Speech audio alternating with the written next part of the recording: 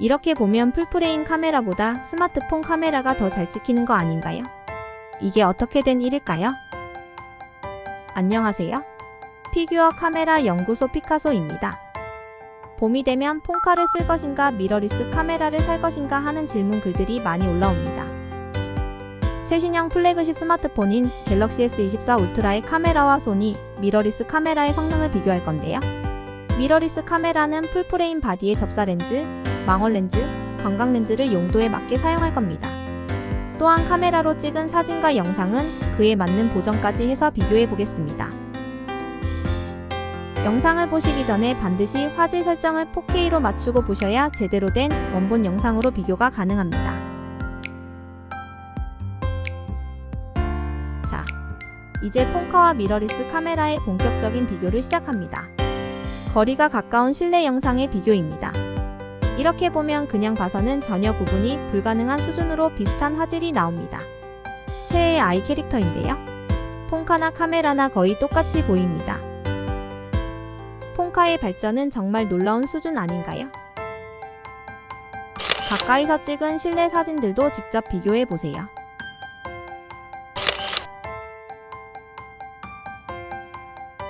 사진의 질감이 살짝 다를 뿐 품질은 그냥 구분하려고 하면 구분하기 어려울 정도로 좋습니다.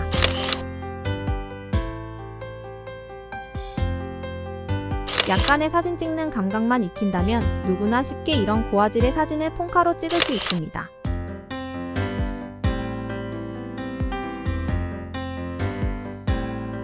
잠깐만요. 폰카의 수준이 이 정도라면 이제 더 이상 카메라는 필요가 없는 거 아닌가요? 아니에요. 사진의 종류는 다양하기 때문에 아직은 더 지켜봐야 할 것 같습니다. 이제 아주 가까운 사물을 찍는 접사를 비교해 보겠습니다. 신사임당의 카라 부분을 비슷한 크기로 확대를 하면 이것도 비슷하게 보입니다. 하지만 더 크게 확대해 보면 디테일의 차이가 눈에 띄게 나게 됩니다. 이번엔 도장 찍은 부분을 확대해 볼 건데요. 폰카로 찍은 도장은 흐릿하게 보이지만 풀프레임 카메라로 찍은 도장은 잔털까지 보일 정도로 디테일합니다. 커피믹스의 알갱이입니다. 기본 크기에서도 화질 차이가 많이 보이는데 이걸 더 확대해보면 완전히 다른 사진처럼 보입니다. 이어서 실외의 밝은 곳에서 찍은 사진도 비교해보겠습니다. 밝은 곳에서는 폰카나 풀프레임 카메라나 아주 깔끔하게 잘 나옵니다.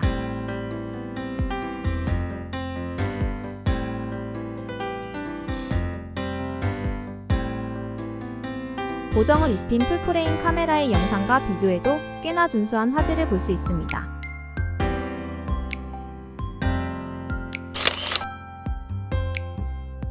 자세히 보면 약간의 화질 차이가 보이지만 크게 불편해 보이지 않네요.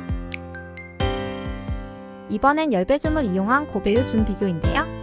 스마트폰의 열배줌으로도 비슷한 배율의 카메라와 큰 차이가 납니다. 꼬리와의 거리는 이 정도 거리이고요. 이걸 다시 10배 줌으로 찍어보면 풀프레임 카메라는 멀리 찍어도 피사체를 선택해서 초점을 잡는 게 가능하고 아웃포커싱도 잘 됩니다.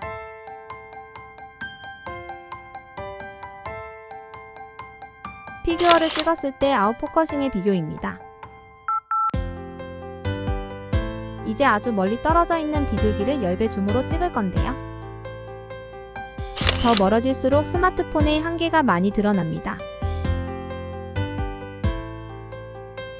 이곳은 늦은 밤 사찰입니다. 딱 이 거리에서 벽화를 찍어서 야간 화질을 비교해 보겠습니다.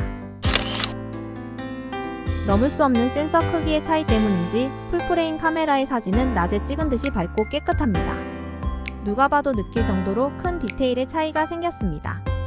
하지만 가까이서 찍는다면 폰카의 화질도 카메라에 뒤지지 않는 것 같습니다.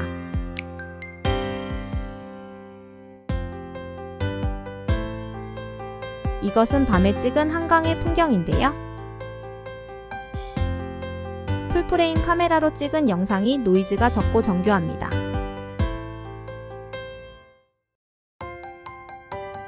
잠실 롯데월드 타워를 동시에 찍은 영상입니다.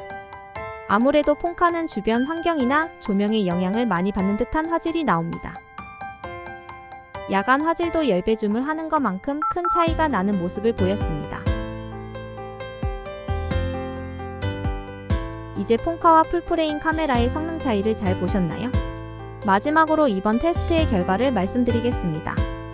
폰카의 경우 일반적인 사진과 가족사진, 여행사진을 찍을 땐 스마트폰만큼 편한 사진기는 없습니다. 초점이나 기본적인 보정을 자동으로 잡아주니 아무 생각 없이 찍어도 좋은 사진을 얻을 수 있습니다. 그리고 결과물의 용량도 작기 때문에 나중에 백업하기가 좋고 SNS에 올리기도 좋습니다. 단점이라고 한다면 좀 더 디테일하고 원하는 형식의 사진을 찍기가 어렵거나 불가능합니다.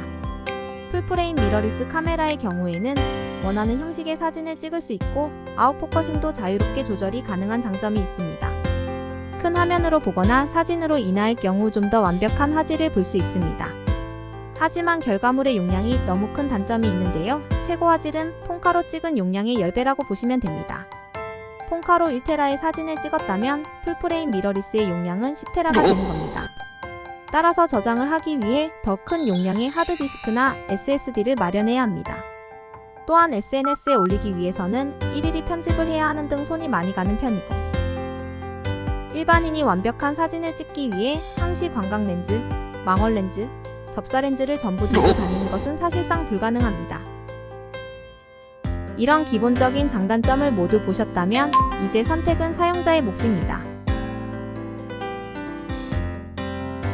끝까지 시청해주셔서 감사합니다.